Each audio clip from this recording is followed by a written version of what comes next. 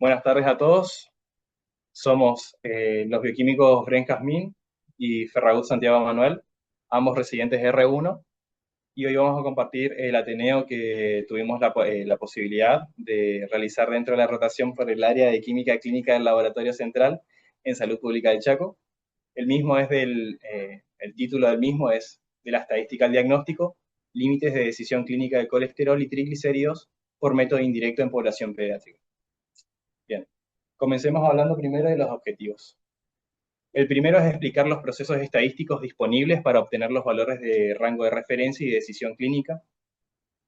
Explicar la importancia de establecer valores propios de la población local, enfatizando en el perfil lipídico en pacientes pediátricos. Presentar los pasos metodológicos para hallar los intervalos de decisión clínica en triglicéridos y colesterol de pacientes pediátricos de la población local. Y por último, explicar los pasos necesarios para evaluar la aplicabilidad de los intervalos obtenidos en otros laboratorios. Bien, hablemos primero entonces de una tabla de contenidos de cómo va a ser el Ateneo. Primero vamos a definir entonces el método, definición y métodos de obtención de intervalos de referencia, su proceso de obtención, definición de los límites de decisión clínica, y vamos a hablar un poquito de cómo se puede aplicar este intervalo que lo hicimos en este Ateneo en laboratorios cercanos o si quieren llegar a agarrar este intervalo de referencia. Bueno, para introducirnos un poco en la parte conceptual de qué son los intervalos de referencia, según la IFSC,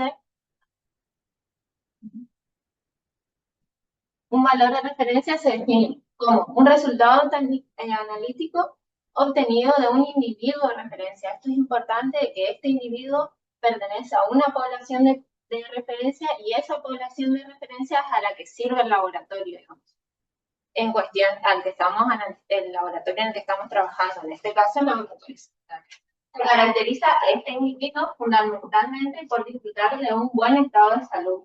Y esto es una desventaja porque es muy difícil definir un buen estado de salud, ya que la definición de salud es muy amplia. Y este estado de salud está definido por el propio investigador, o sea que también depende de cada investigador cómo lo define. Y no es un estado de salud absoluto.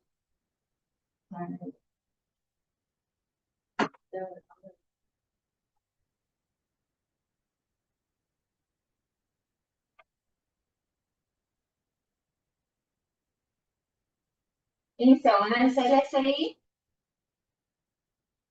cada laboratorio es responsable de establecer o verificar los intervalos de referencia que informan sus pacientes. Si estos adoptan los valores de referencia publicados o provistos por el fabricante, cada laboratorio tiene que verificar que estos valores adoptados sean óptimos o útiles para su población. Y esto lo hace a través de una regla que lo vamos a explicar más adelante. Hay que tener en cuenta que es importante validarlo para su población porque nuestra población no es igual a la población en la que ha sido definido ese valor de referencia. Hay diferencias en la composición étnica, estilos de vida, dietas, factores geográficos, climas, ciclos, estaciones y duraciones de los días. Y todo esto va a influir en nuestra población de referencia, en este caso, para nuestro laboratorio. Si el laboratorio desarrolla su método, debe determinar sus propios intervalos de referencia, que esto es lo ideal. Debe existir documentación y trazabilidad del procedimiento usado para establecer y verificar esos valores. Y los intervalos de referencia deben ser revisados periódicamente y actualizados. Si se cambia un método, un equipo, un reactivo, o si varía la población, todos los métodos siempre tienen que ser actualizados periódicamente. El laboratorio debe asegurarse de que los intervalos de referencia estén claramente indicados en sus informes. Y acá es importante, y la CLSI lo resalta, de que no deben ser indicados en la misma columna que los intervalos de referencia que los intervalos de decisión clínica, para que no presten a confusión entre ambos. Ahora, una definición más estadística es que los intervalos de referencia es un rango de resultados en el que se encuentra el 95% de los resultados obtenidos de esa población, que podemos observarlo ahí teniendo en cuenta las dos líneas entre los percentiles 2,5 y 95, 97,5. Este 95% de la población es el rango sobre el que nosotros trabajamos. obtenido de una población de referencia de este analito. Siempre es importante resaltar que los intervalos de referencia son en poblaciones de referencia, digamos. Bien, ya hablamos entonces de que la población de referencia con la que voy a trabajar va a estar influida por distintos factores o variables. Esto también lo saben las distintas asociaciones. Es por eso que cuando yo quiero acreditar, por ejemplo, por la ISO 15189, por la Joint Commission o por la FBA, por la norma MA3, todos te piden que para poder acreditar se informen intervalos de referencia. Y es más, la CLSI va un poquito más allá y dice que existe una responsabilidad de definir intervalos de referencia propios. Ahora, ¿cómo se pueden obtener esos valores de referencia? Bueno, según la norma ISO 15189 existen 4 formas. La primera es el método directo, el que todos sabemos, en donde se hace una búsqueda de individuos sanos. La siguiente es a través de un método indirecto, que es a través de base de datos o datos obtenidos anteriormente, y eso normalmente se lo denomina minería de datos. Y las últimas 2 formas son a través de la referencia bibliográfica y también de la validación de datos del fabricante. Ojo, estos 2 últimos siempre se tiene que verificar a través de una validación, por ejemplo, de la regla 1820, que ahora lo vamos a explicar. Y recién una vez que se cumple esa regla, yo lo puedo utilizar dentro del laboratorio. Bien, hablemos un poquito del método directo. Parece largo, pero vamos a poquito. Según la IFSC, es el gold estándar para obtener intervalos de referencia.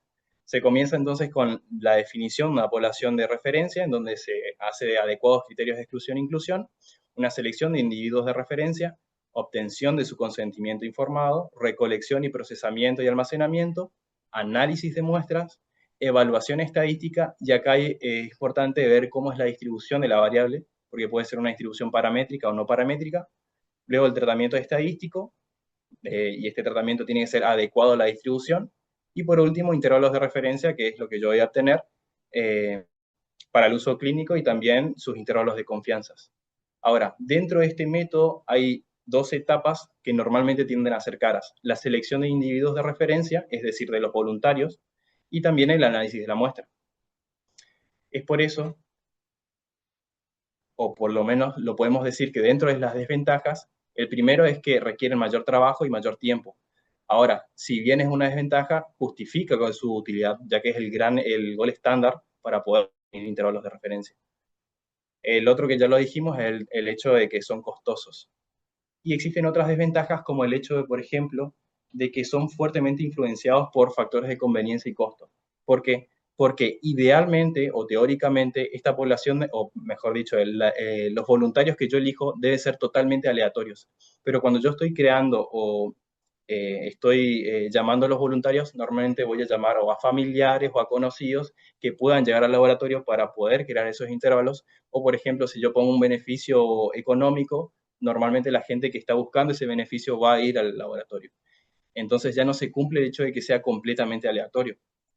El otro hecho es que cada resultado de la prueba seleccionada se incluye en los análisis estadísticos. Y esto lo que hace es que la exclusión de los valores atípicos sea una parte vital. Si mi exclusión, o sea, mi etapa de exclusión no llega a sacar a todos los valores atípicos, entonces mi intervalo de referencia va a estar influenciado por valores patológicos. Y por último, algo que ya se habló también, es el hecho de que hay una dificultad para la definición de salud, ya que la definición de salud lo va a hacer el propio operador a través de sus criterios de exclusión e inclusión.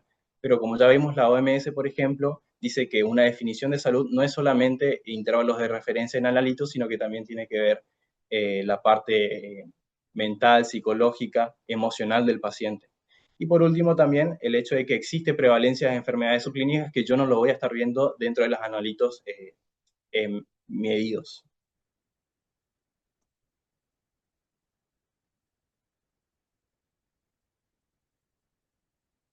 Creo que la internet.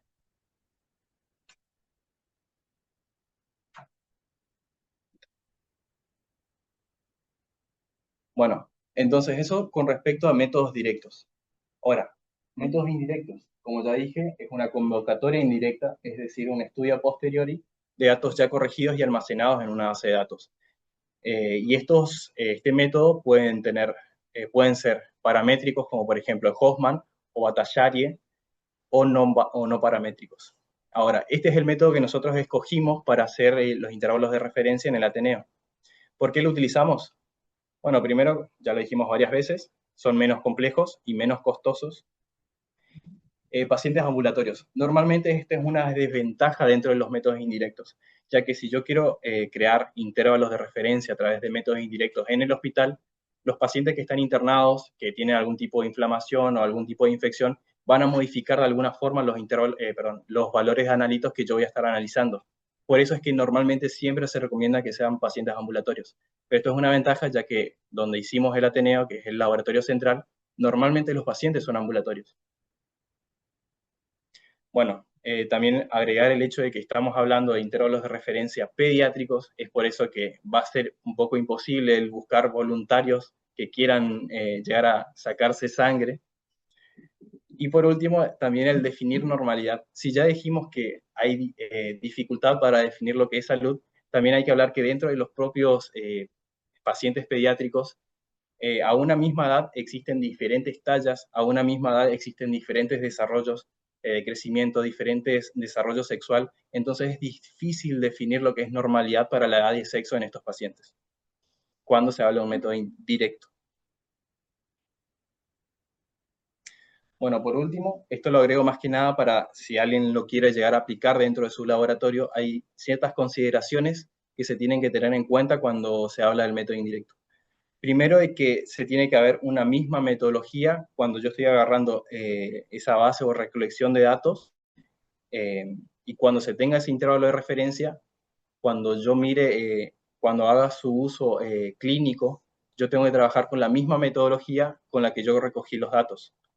La otra es que son necesarios un gran número de datos. No existe un valor específico, pero se habla de que 1000 es un número es poco y 10.000 es un número aceptable o ya es bueno, por así decirlo. Aconsejable es aplicar la mayor cantidad de criterios de exclusión, ya que acá no estamos hablando de buscar voluntarios, entonces existen muchos patológicos que yo lo tengo que llegar a excluir con estos criterios.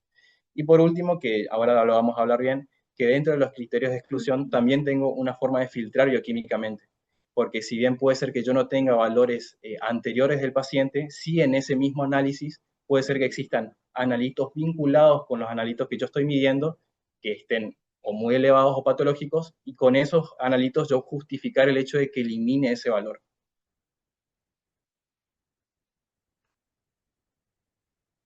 Bueno, ahora vamos a un poco en la práctica, como nosotros lo aplicamos en el laboratorio. Como bien dijo Santi, nosotros lo que aplicamos fue el método indirecto, con las ventajas que presenta, que lo dijo Santi.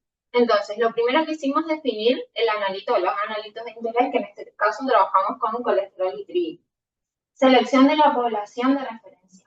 Acá nosotros, para seleccionar nuestra población de referencia, o sea, al hacer un estudio a posteriori, seleccionamos los datos que recogimos a través de una base de datos, que es el Optimi, que es del laboratorio. De la base de datos total, primero filtramos por determinación y luego tuvimos que aplicar criterios de exclusión y criterios de inclusión para poder a esa población total hacerle lo más de referencia o sacar los valores patológicos y dejar los pacientes sanos, digamos, o normales. Los criterios de exclusión fueron la presencia de patologías agudas, cualquier tipo de inflamación, infección, patologías crónicas como diabetes, síndromes metabólicos, enfermedades renales, dislipidemias, que ya tenían diagnosticados los pacientes. También medicaciones que pueden modificar los niveles de colesterol, las estatinas, fibratos, hormonas tiroides, levotiroxina, testosterona, etc. Y también aplicamos criterio bioquímico. ¿Qué criterio bioquímico aplicamos en el caso de que hay algunos pacientes que acuden y no tienen diagnóstico, pero podemos aplicar un criterio bioquímico en esa misma muestra cuando se le hacen otros estudios de otros analitos y vemos alterados analitos que pueden repercutir en el perfil lipídico. Por ejemplo, si nosotros están alteradas las hormonas tiroides, sabemos que eso repercute en el perfil lipídico, entonces esos pacientes con hormonas tiroides alteradas los excluimos. Pacientes que tienen triglicéridos elevados excluimos en el estudio de colesterol, digamos, y lo inverso. También pacientes embarazadas, porque sabemos que durante el primer trimestre tanto el colesterol como los triglicéridos tienden a disminuir y a partir del el segundo trimestre, ahí tienden a aumentar. Y también cuando tenemos datos del paciente incompleto. Todos estos fueron criterios de exclusión, digamos, para ir limpiando nuestra base de datos y sacando esos valores posibles patológicos que nos van a desviar de lo que sería nuestra población de referencia. Y los criterios de inclusión fueron todos los pacientes que acuden al laboratorio de salud pública en un intervalo de tiempo entre el 1 de marzo del 2024 y el 1 de septiembre del 2025. Todos los pacientes menores a 19 años. Una vez que limpiamos esos datos, que aplicamos nuestros criterios de inclusión y exclusión, vamos a extraer estos datos y obtuvimos un total de población para colesterol total en niños menores a 19 años de 1906, esa es nuestra población total. Triglicéridos los dividimos en dos rangos etarios, menor a 9 años, obteniendo una población de 359, y mayor a 9 años, o sea, entre 10 y 18 años, obteniendo una población de 1.214. Entonces, lo que hace una población total el N total de pacientes en los que estudiamos los triglicéridos menores de 18 años sería 173. Esta es más o menos lo que nos quedó en nuestra base de datos. Ahí vieron que filtramos por práctica, tenemos las fechas, los resultados, bueno, la identidad del paciente, la edad y las observaciones que ahí iban los diagnósticos que se ponen al ingreso que usamos para ir filtrando por nuestros criterios de exclusión. Una vez que ya se aplicaron los criterios de inclusión y exclusión, tenemos nuestra población sin esos valores anómalos. Pueden quedar así valores que hayan pasado nuestros criterios. Son anómalos y que hayan saltado a nuestros criterios de exclusión porque posiblemente hay veces que no son tantos, digamos, hay criterios que capaz no los aplicamos que debíamos haberlo aplicado, entonces esos valores patológicos van a quedar dentro de nuestra población. Entonces ahí aplicamos un método de eliminación de outliers que se llama método de Tukey. Este método consiste en un método de cuartiles que determinamos el cuartil 1 y el cuartil 3 de nuestra población. Entonces, los que nos queda, la región sombreada en celeste va a ser el 50% de nuestra población, que si vemos es lo que se presenta, los valores que se presentan con más frecuencia. Entonces, con eso hablamos del rango intercuartil, que es el cuartil 3 menos el cuartil 1, y aplicamos estas fórmulas que nos permiten hallar los límites superiores e inferiores, que en este caso nos los límites superiores e inferiores. Que estos límites van a ser, este valor y este valor. Entonces, ahí toda la población que sea mayor al límite superior, o sea, mayor al límite superior lo eliminamos y menor al límite superior lo eliminamos. Entonces, esa población ahí nos permite limpiar de nuevo nuestra población y sacar esos valores altos, ¿sí? Entonces, ¿cuál es la desventaja? Que ahí nuestra población se reduce de nuevo. Entonces, pasamos a tener un N de colesterol total de 1906 a 1876.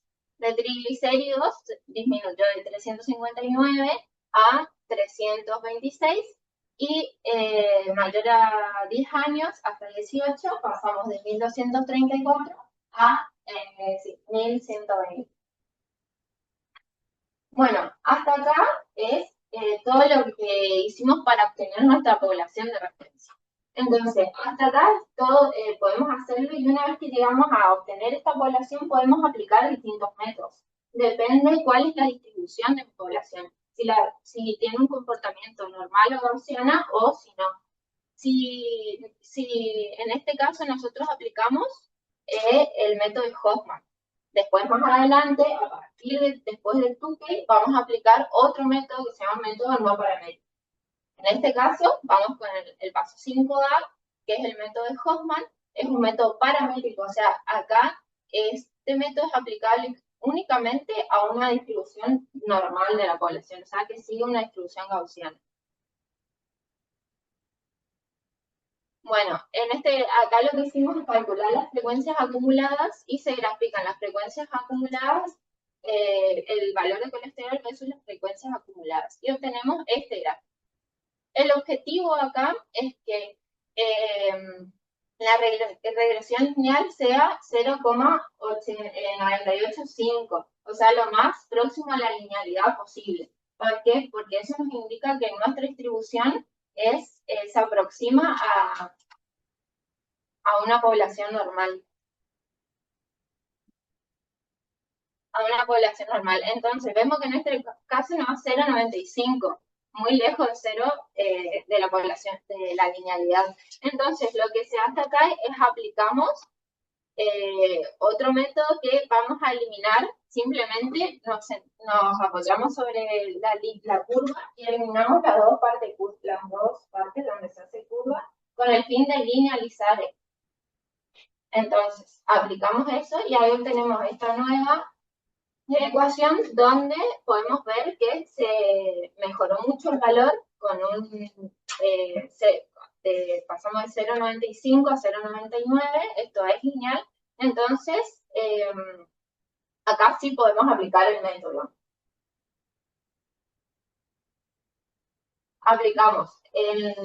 Ahora, en la ecuación de la curva, lo que se hace es, nosotros dijimos que para intervalo de referencia trabajamos con el percentil 2,5 y el percentil 97,5. Entonces, reemplazamos eso en el X y ahí podemos obtener los límites inferiores y superiores que van a delimitar nuestro rango de referencia. Entonces, de esta forma, lo que nosotros hicimos es obtener los rangos de referencia, el límite superior y el límite inferior. La población, como ya le dijimos, la muestra es solo obtenida por función venosa en pacientes que tienen ayuno de 8 horas y el método enzimático colorimétrico en el equipo COVAS 501. Eso es imposible detallar, es importante detallar porque si nosotros cambiamos el método, cambiamos la muestra, el equipo, tenemos que hacer todo el procedimiento de nuevo. De la misma forma, eso que nombré anteriormente fue para colesterol. Entonces, de la misma forma hicimos para triglicéridos, en ambas poblaciones, menor a 9 años y de 10 a 18 años. Como vemos acá, la regresión lineal es 0,89, o sea, bastante fea. Bueno, aplicamos el método para linealizar y ahí nos dio mejor 0,98 y ahí sí podemos aplicar reemplazar 2,5 y 97,5 en la X y hallamos los valores que nos limitan nuestro rango de referencia nuevamente. Eso es para una población menor a 9 años. Ahora, en la población entre 10 y 18 años no tuvimos este inconveniente, ya que los valores nos salieron 0,98 de una la regresión lineal, entonces ahí reemplazamos los X y hallamos nuestros valores de referencia. ¿A qué puede verse que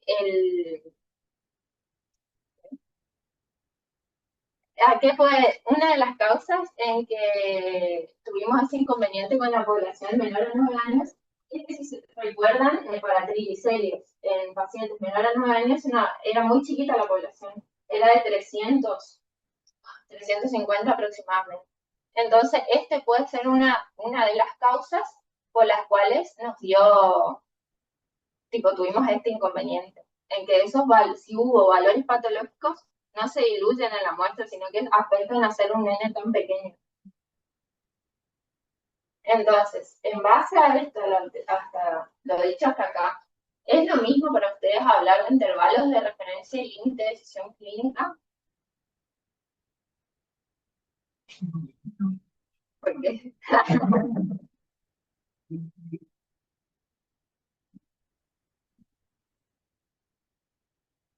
Es algo en lo que la persona tiene que tomar una decisión independientemente del lugar donde esté.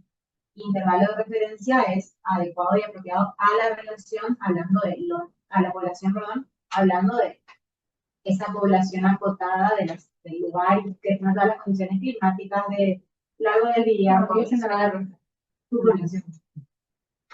Y es como que siento que el trabajo científico es algo generalizado a nivel internacional, donde sí o sí vas a tener que intervenir. Quizás el ¿Y cuál es la diferencia en la población? uno es patólogo, o sea, uno ya pasa a ser patológico, ¿no? Que va a esa población normal. Como que siento que el límite de decisión clínica va a tener valor inferior o superior, independientemente de la referencia a donde sea que estés, va a ser patológico. Y el intervalo de referencia quizás es más acotado, pero no conseguir. Bueno, como ya contestaron los chicos, bien. Intervalos de referencia entonces estuvieron muy bien. Son descriptivos de una población específica, una población de referencia que tiene que pasar por, o sea, es la más normal posible, o sea, pasa por muchos métodos de criterio de exclusión e inclusión para definir esa población, digamos.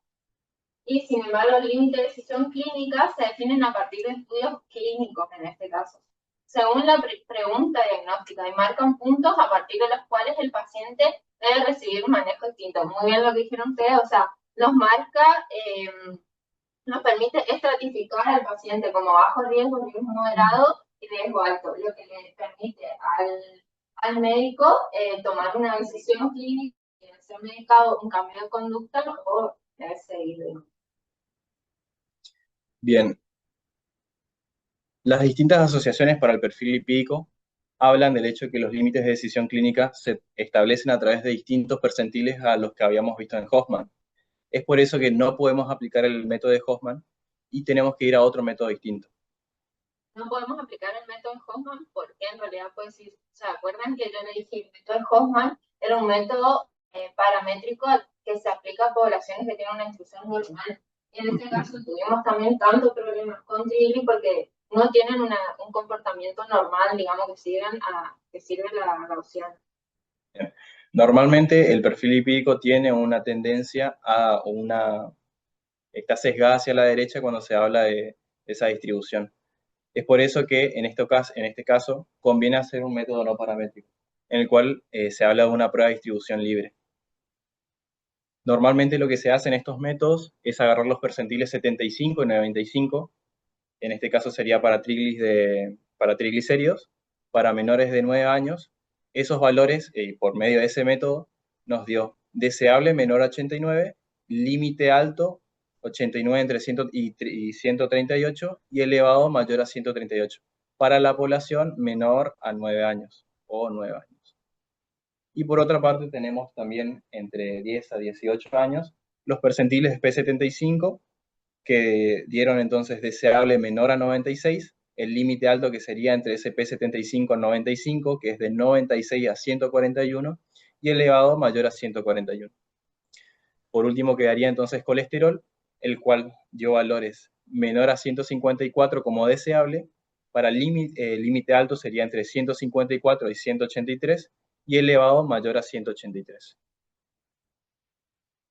Entonces, o sea, para que se entienda, no sé si se entendió que el método no paramétrico, una vez que obtenemos de la población, después que lo aplicamos método de Tukey, de eliminación de outliers, agarramos la totalidad de nuestros datos y ahí aplicamos los percentiles 75 y 95 y listo. Con eso podemos hallar los intervalos de decisión clínica. Y vean cómo se informa distinto intervalos de referencia, que son dos valores. Y si está fuera de ese valor, decimos, bueno, no coincide con mi población de referencia. Nada más, digamos. Eso es intervalo de referencia, a diferencia de intervalo de decisión clínica, que vimos cómo se informa en referencia al riesgo.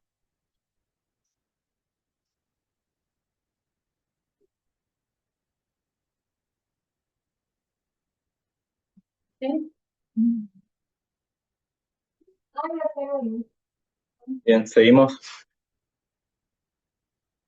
Bueno, una vez que nosotros obtuvimos los intervalos de decisión clínica,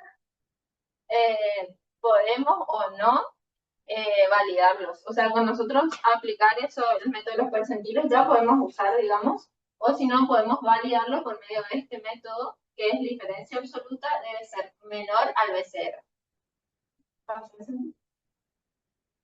Un ejemplo para el colesterol, para ver cómo se calcula. hallamos para cada punto, digamos, para el P75, para cada percentil. Para P75 y P95, que son los dos puntos. Para P75 tomamos el valor hallado, en nuestro caso, bueno, el valor hallado, que es 54, en este caso está mal, ahí está al revés, es el hallado menos el verdadero, que es el que nosotros consideramos verdadero, que lo sacamos de la FBA, digamos, que es el que se usaba anteriormente en nuestro laboratorio. 154 es el hallado por método no paramétrico sobre nuestro valor verdadero, por 100, porque es porcentual, digamos.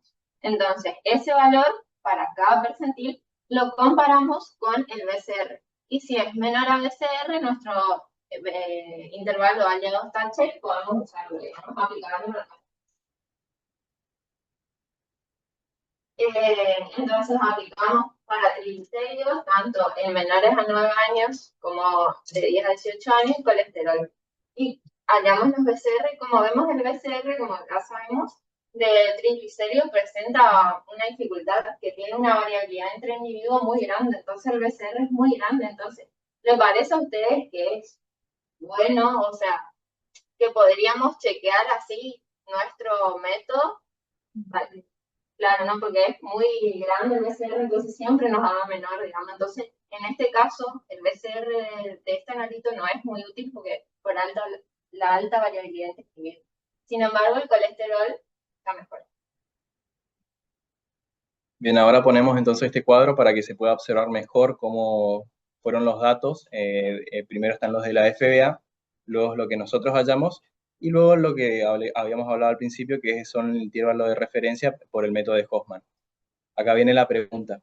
¿Está bien o es posible comparar el método de Hoffman, que son intervalos de referencia, con los límites de decisión clínica vistos en la FBA? Puedo comparar la columna última de intervalos de referencia con las otras dos, son intervalos de decisión. Y usan distintos percentiles. Bien, como justamente ya se dijo, se está hablando de distintos percentiles, entonces no debería ser, no se puede comparar realmente intervalos de referencia a través del método de Hoffman con los límites de decisión clínica. Si yo tengo valores de límite de decisión clínica en una asociación, yo tengo que hacer un método que me dé límites de decisión clínica. Bueno, entonces, como se puede observar, específicamente en triglicéridos menor o igual a 9 años, vemos que hay una disparidad muy alta en lo que se habla de límites de decisión clínica. Podemos ver que el deseable para la FBA es de 75, en nuestro método ahí hay un error, es de 89 miligramos por decilitro. El límite alto para la FBA es de 75,99, el nuestro fue de 89 a 138, y el elevado para la FBA es mayor o igual a 100, en nuestro caso fue mayor o igual a 139 miligramos por decilitro. Bueno, entonces ahí viene la pregunta de por qué los valores de triglis para 9 años no coinciden. Bien, entonces, que es la población más escasa que ustedes tienen, digamos, dentro de todo su N es la más. sí, muy bien, muy bien. ¿Alguna otra teoría por la cual puede ser que haya una diferencia o cuando coincidan estos valores? Entonces, aparte tiene una variabilidad bastante alta. Este rango etario, ¿sabes? Estamos hablando de bebés de un año a un niño de 9, mucha vida, es mucho. Las etapas de crecimiento, o sea, metabolismo y todo. Bueno, nosotros también nos hicimos esa pregunta cuando obtuvimos estos valores, y dentro de las posibilidades que llegamos a poder planteárnosla, está el hecho de, primero, que estamos hablando de que existen criterios de selección distintos y métodos son distintos. Es decir, la FBA tiene un método directo, que es lo primero que habíamos hablado de todo, y ese método directo tiene voluntarios que transcurren a ese lugar para hacerse la medición. En cambio, nosotros estamos haciendo una minería de datos y además el método es indirecto. Por otra parte, también se tiene que hablar de que, como ya se dijo, la población que tenemos en ese percentil, no en ese percentil, en esa población de edad, es pequeña. Estamos hablando de una población de voluntarios, perdón, de 329 individuos. En ese caso, si yo tengo valores patológicos, estos valores patológicos tienden a no diluirse en ese total de muestra. Porque si yo tengo una cantidad de voluntarios de 1000 o de un N mucho mayor, los valores patológicos van a ser muy pocos y entonces no me van a variar esos intervalos de referencia. Pero cuanto menor sea ese intervalo total de voluntarios, más me van a afectar esos valores patológicos. Por otro, también según Graham del 2018, a través de, que es un estudio realizado por la IFCC, perdón, el número de muestras necesarios para realizar un percentil específico es mínimo de 400. Es decir, si yo una población total la quiero dividir por edad, yo tengo que tener en cada edad mínimo 400 voluntarios o 400 datos. En este caso, nosotros teníamos 329, que es menor a lo aconsejable. Y por último, también decir que esto es un método no paramétrico y estos tienden a sufrir más los valores patológicos. No solamente el hecho de que ya de por sí es una muestra baja, sino también el hecho de que, como habíamos explicado, el método no paramétrico es obtener los datos y luego realizar el percentil 75 y 95 sin eliminar nada. En cambio, normalmente en el método de Hoffman, por ejemplo, hacíamos una regresión lineal y dentro de esa regresión lineal, los datos que no se encontraban en esa linealidad se eliminaban, cosa que acá no pasa. Y eso entonces hace que los valores hallados a través de estos métodos no puedan excluir esos valores patológicos y por ende sufran más estos valores. Bien, entonces, ahí hablamos entonces de cuáles son los valores que obtuvimos, por qué puede deberse esas diferencias con los comparados con la FBA. Ahora vamos a hablar de cómo se pueden transferir distintos intervalos de referencia o límites de decisión clínica dados por asociaciones o dentro de este mismo Ateneo para otros laboratorios que tengan una población parecida a la nuestra. Y esto normalmente se hace con una regla llamada regla 18-20.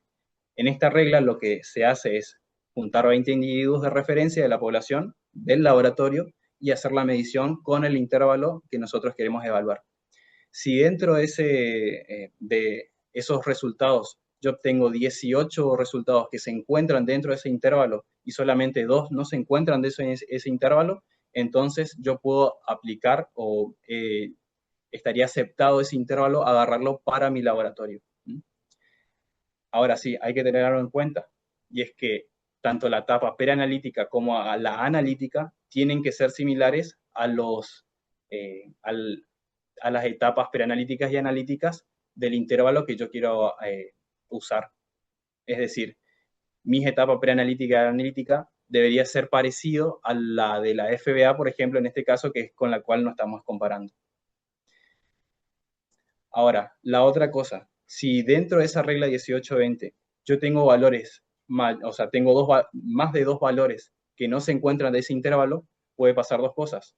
Primero, de que la población que yo estoy intentando agarrar no sea la población que yo tengo en mi laboratorio, o la otra es que la preanalítica o la analítica del estudio que yo quiero aceptarlo dentro del laboratorio no son iguales a con las que yo trabajo. Es decir, se deben reevaluar los factores o establecer un intervalo de referencia o un límite de decisión clínica propios. Bien, entonces. Para concluir, entonces, el método no paramétrico es una herramienta que es sencillo de aplicar, como ya vimos, es fácil y que nos permite hallar límites de decisión clínicas esenciales para interpretar con precisión los resultados obtenidos en el laboratorio. En el perfil empírico pediátrico, establecer valores propios de la población local permite una mejor detección de alteraciones tempranas y decisiones médicas más ajustadas a la realidad de nuestro paciente. Recordemos que en pediatría los límites de decisión clínica, tener buenos límites de decisión clínica acorde a nuestra población es importante, ya que se hace un screening que no sé si llega a ser obligatorio, pero se aconseja un screening de perfil PI con todos los pacientitos preescolares menores a 6 años, digamos. Entonces es bueno tener unos buenos límites de decisión clínica. Además, se observó que el método de Hoffman facilita la exclusión de valores anómalos, como explicó Santi, especialmente cuando se trabaja con un número reducido de muestras. Eso es todo. Esta es la bibliografía utilizada. Muchas gracias.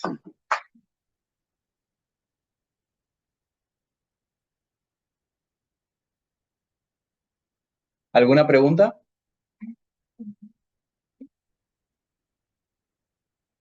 Yo, por ejemplo, sobre los que la regla que yo tengo que dar 20 pacientes y decir que me tienen que dar dentro del curso.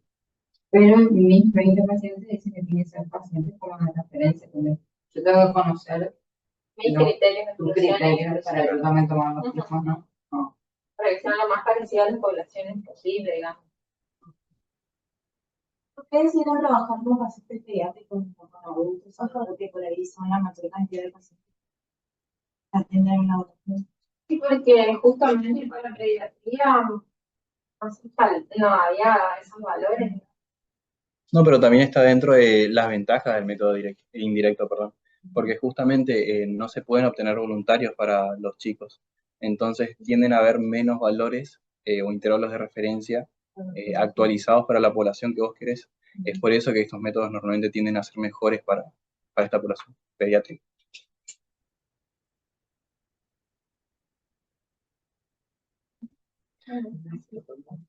Gracias a los que comentaron en el chat. Y bueno, si no hay más preguntas, nos despedimos. Chao, chao.